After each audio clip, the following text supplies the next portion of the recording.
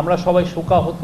আমরা আমাদের সর্বোচ্চ চেষ্টা করেছি এই শিশুটিকে বাঁচিয়ে রাখার জন্য।